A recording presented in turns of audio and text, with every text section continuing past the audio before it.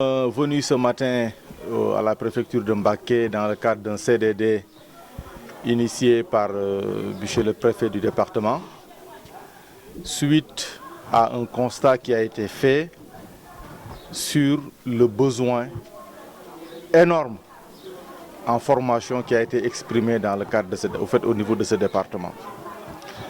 Et nous sommes venus aujourd'hui pour échanger avec les autorités locales, les autorités territoriales, mais également avec tous les acteurs au développement de la commune, du département de Mbacké, pour pouvoir mettre en place un plan de formation qui permettra de résorber le gap qui existe. Et il nous a été amené de constater effectivement qu'il y a une très forte demande et que la plupart des jeunes qui sont au niveau du département, et particulièrement qui sont à Touba, ont vraiment besoin d'être accompagnés pour disposer d'un métier qui leur permettra de pouvoir trouver du travail. Et lors de ce CDD, tous les corps de métiers qui sont présents au niveau du département étaient là. Je pense citer les jeunes qui conduisent les Jakarta, on peut citer les charretiers, on peut citer les artistes, il y avait les artisans, donc les centres de formation professionnelle, les groupements de femmes.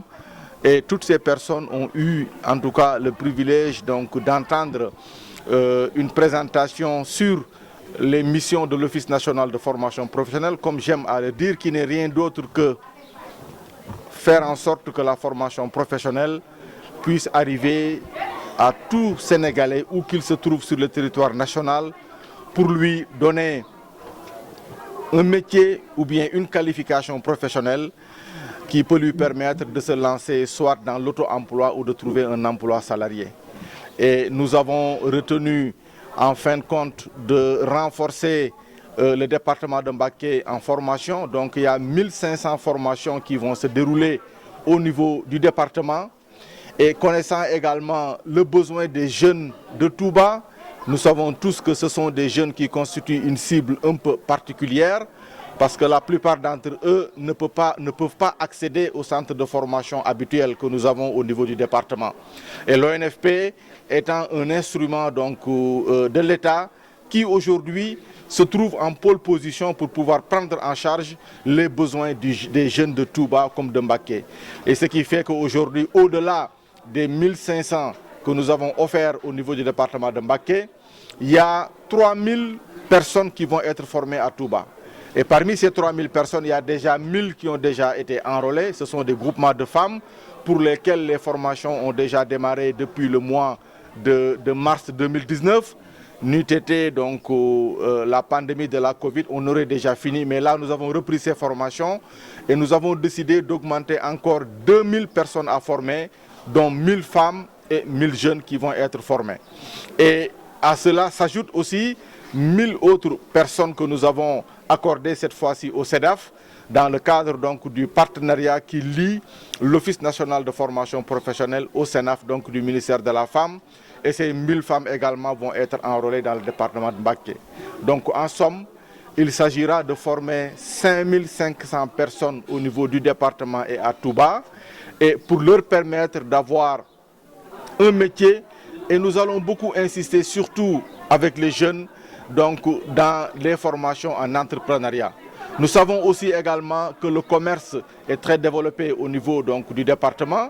Nous allons aussi renforcer les commerçants en capacité par rapport à la gestion de leur activité même, mais également renforcer aussi les artisans dans le cadre du programme triennal de renforcement de capacité des artisans que l'Office national de formation professionnelle a initié et qui va être très bientôt lancé après une audience que nous aurons avec le ministre de l'artisanat.